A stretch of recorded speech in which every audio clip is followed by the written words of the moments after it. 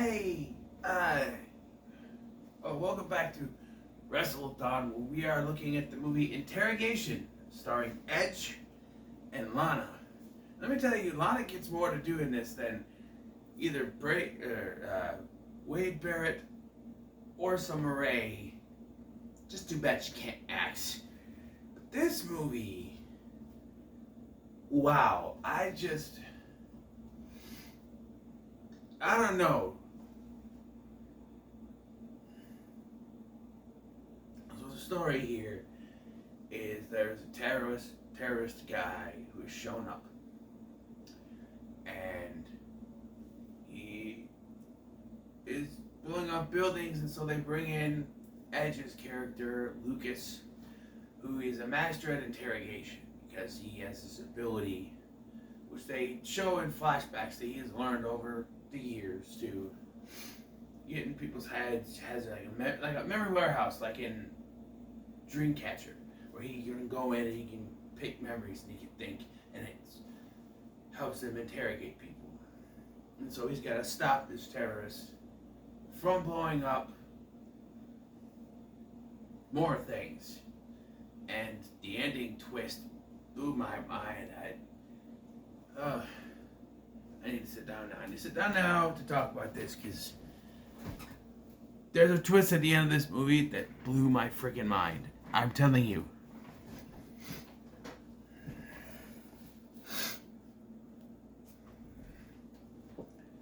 Right now, I'm going to spoil this movie. So go on Tubi. It's free on Tubi to watch. It's Interrogation. It's got Edge and Lana.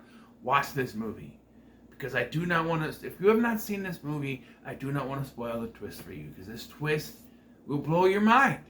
So spoiler warning, from this point on, I'm going to duck spoilers. So we're introduced to Lucas, played by Edge, Adam Copeland, Edge, whatever, with short hair here. Unlike in Bending the Rules where he had long hair. But he is an FBI agent. And this terrorist guy named, we find out later his name is Vasti. He's played by Patrick Sebangui. I think that's how you pronounce his name. Who I know as Chief and later Captain Singh, or Captain and later Chief Singh. I think he's the other way. On The Flash. David Singh, whatever. And it's nice to see him get a bigger role, because usually he's playing henchman number 2, or has a cameo, and he's getting kidnapped by a Kim Possible villain. He has the, and that leads me to tell you that this was filmed in Canada, although it takes place in Minneapolis, Minnesota, which is home to me. But I think it was filmed in Canada. Most of the actors and actresses are Canadian, like Sabangui, the actor who plays Lucas's partner, is Canadian. Edge is Canadian. I don't know about Lana, if she's really Canadian. I didn't look it up. But I know she's billed from Russia, but whatever. Most of the actors in here I've seen in other things. They're Canadian. I've watched a lot of shows that were filmed in Canada and used Canadian actors. A lot of these movies I know were filmed in Canada. It started with Australia. Like the first 3 of these that I watched were Australia, with See No Evil. Maybe 2. See No Evil and The Condemned were Australia, but Canada now. Everywhere is Canada. Yeah. But they are tracking down, trying to figure out how and where and when these bombs are going to go off. And it's a whole movie of, because it started off where he's just like in interrogation. The first half hour of this is catching a guy in an interrogation. I'm thinking, the movie's called Interrogation. It's going to be a whole hour and a half of him sitting there? No, there's more action stuff. If you want action, there's action in this, but I'm telling you, the twist, oh my god, the twist is, like, we see flashbacks to Lucas's past, where he was raised in poverty, his dad didn't have a lot, his dad helped him hone his little memory thing, that sort of thing. But yeah.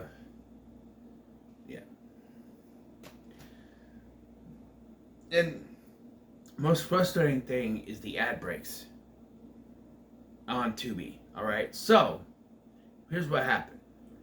I decided to watch this until 5 when Nostalgia Critic uploaded his new video, or his new video went live. So it got to around 5 and the ad break popped up. Okay, so I have to wait till the ad break's over so that when I come back there will be no ads. Ad break was over. Okay, went back to the movie. I went to YouTube, I watched that. I watched one more video after that and I went back. I clicked on it and it went through the ad break again. Not a traditional, oh, watch this one ad and you can watch a movie. No, it went through the entire previous ad break of 6 ads in a row. Even though I had gone through that ad break already and should not have to go through it again, but I did. So I had to sit there and wait for it to come on again. Frustrating. It's frustrating. Ad break had been over. I didn't leave in the middle of it like sometimes I do when I'm on my phone because I can't help it when I'm in the van at work and I'm watching Tubi and I have to wait for the ad breaks. I can't wait for the ad breaks, so I have to,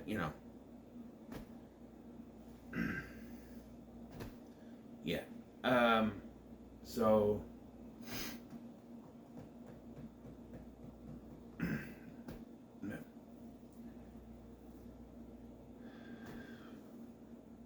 but yeah, so I had to go through the ad break again. It was frustrating. But I think, Patrick Sabongui is a great villain in a way. He plays his character great. Like, all the actors but one do a very good job, and that one is Lana. I'm sorry, but she can't act. She sounds so wooden in her delivery.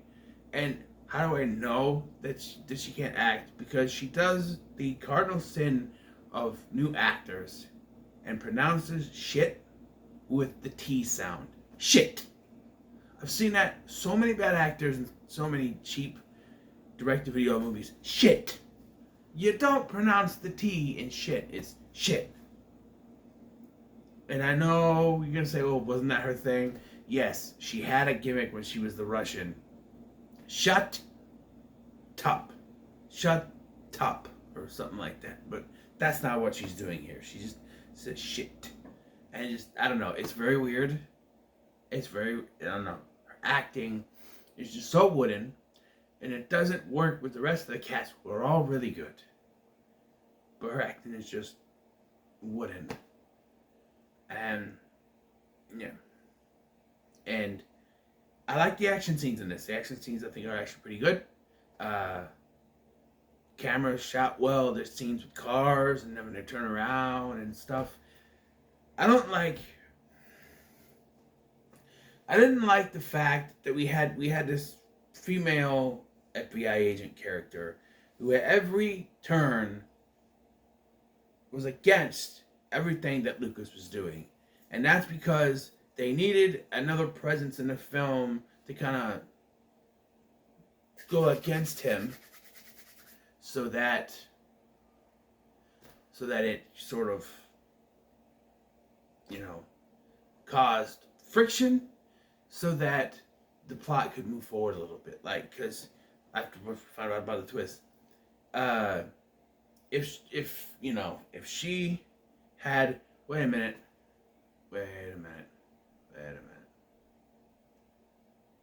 All right. If she had just, handcuffed him somewhere, they wouldn't have gotten as far as they did. Nothing would have happened with this. Like, it would have. So, I need to explain the twist for this. I need to. Because it's hard to explain without the twist. So, we're just going to go ahead and talk about it. So, eventually they figure out that he mixed explosives in the paint. And he worked for this company who painted this bank vault in this building. Right? This bank the Federal Reserve in, is it still in Minnesota? Because I don't know. The Federal Reserve, and they go to this vault, and he painted the entire vault. They say that they painted a bunch of the building, but like the only thing that explodes is the vault.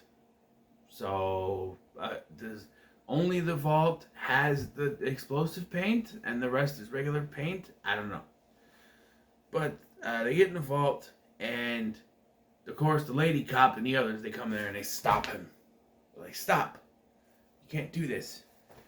And yeah, because at one point he goes and he goes back to the office because he was gonna go home. He was told to go home, but he realizes, and this is not gonna make sense once you find out the twist. He realizes what's going on, goes back to the FBI building, takes Vasti and goes back to the bank, and goes to the bank to find out, what's going on, and he's calling Becky and finding out, what's going on. And they say 6 o'clock, the power is going to turn back on, and the electrical current will cause the bank vault to explode. So, eventually, he fights against the cops, but he gets the gun. He goes, get out. I'm gonna deal with this. I'm gonna stay, because Vasti gets hold of a gun, and he's like, I will do it. I will shoot him. And he's like, just go. He holds up one of the other guards or one of the officers, and he switches place with them. Then they have to leave, and the bald guy that's his friend doesn't want to leave, but he tells him to leave. He barely gets out. That door is shut. And then we don't see what goes on in the vault. We hear one small explosion followed by the big one a few minutes later. And it's presumed that he's dead. Presuming he's dead. They even see a little funeral. But after his supposed death, the explosion happens. There's a virus that goes through and erases all the information in the FBI building. Everything. All the files, everything. And then, the twist happens. When it's revealed, they're not dead. In fact, Lucas and Vasti have been working together during this whole movie. Problem.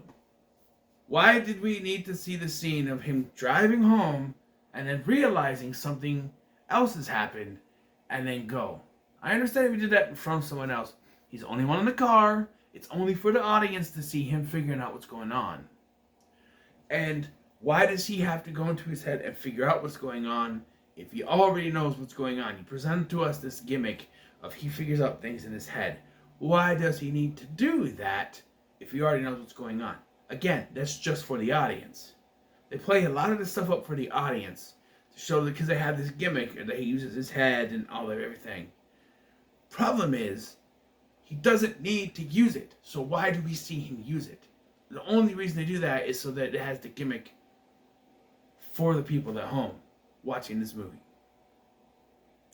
And so we had to see that scene where he turns around and he goes in there and he goes, but again, that's only for the audience, so we don't figure out the twist until it happens. Also, they go back and they show what happened in the explosion. First, we get a flashback where Vasti saved him, and so that's how they became friends when they were kids. So they know each other all that time. Vasti. But they show them escape. Plain and simple, they escape. So how do they think they're dead if there's no bodies? This twist blew my mind when it happened, and once you sit and think about it, it's like, wait, they have declared both of them dead, right? But they escape before any of that happens. But they escape before the explosion, and they get out just as the water's coming back through, by the way. And there's an explosion, right? Explosion, ball explodes. But that wouldn't destroy the bodies. There would be bodies in there. So the fact that they don't find bodies, did they even open the damn vault? Or what? Is this? They say it takes like, what, a few days before you can open it. So is this before, or maybe I don't know. It takes a big amount of time before they can open it. So is this before they able to open the vault? And when they open the vault, they realize there's no bodies in there. It just doesn't make any sense to me. But the movie caught my attention with the twist, and then once you sit down and actually think about it, it's like, wait, no. There's so much. So much. And then he goes to see his dad, who is played by Kevin Meaney, who I've seen in like Stargate SG-1 or Atlantis. I think it was one of those two. And Supernatural, I think, of course. And other stuff they filmed in Canada. Excuse me. I'm just going to call it Canada in Canada. And they're going to go catch a plane, right, to leave the country, apparently. But then he's like, are we in a hurry? He's like, no, I suppose we're not. And then they laugh, but it's like, no, you're two supposed dead people who are sitting in a park playing chess with an older man. And it's like, no, you could still, someone could walk by and be like, wait a minute, aren't you supposed to be dead? Wait, you're the terrorist. No, you're not safe. You are, for all intents and purposes, the opposite of safe right now. You're going to sit down and play a game of chess in a park. For all intents and purposes, get on that plane and fly to wherever you're going. Because he hacks in and he sends a bunch of money to an account, which, by the way, they're also going to see because they hacked the thing. And because the virus, I guess. But I don't know. Isn't the bank still going to see, hey, our account was hacked? I don't know. It all comes crumbling down once you really start to think about it. But this movie had me. I'm still going to give it a pretty good, because I think it's a pretty good film. That twist, though, kind of just comes crumbling down once you really think about, wait, no, you can't do that. Where's the bodies? That sort of thing. But, yeah. So what are your thoughts on Interrogation? Let me know in the comments. Let me share, like, share, and subscribe. The last two I have are the last two Marine movies. And I'll get to those when I can. I don't know if I'll get to them right away. I got stuff going on tomorrow and through the weekend. So it might not be till Monday. Because my weekends with my son have expanded to longer times. So I probably won't get home till around 8 o'clock. By then I just want to go sleep, So, yeah. But until then, thank you for watching. I've been Scotty, and I'll see you in the next one.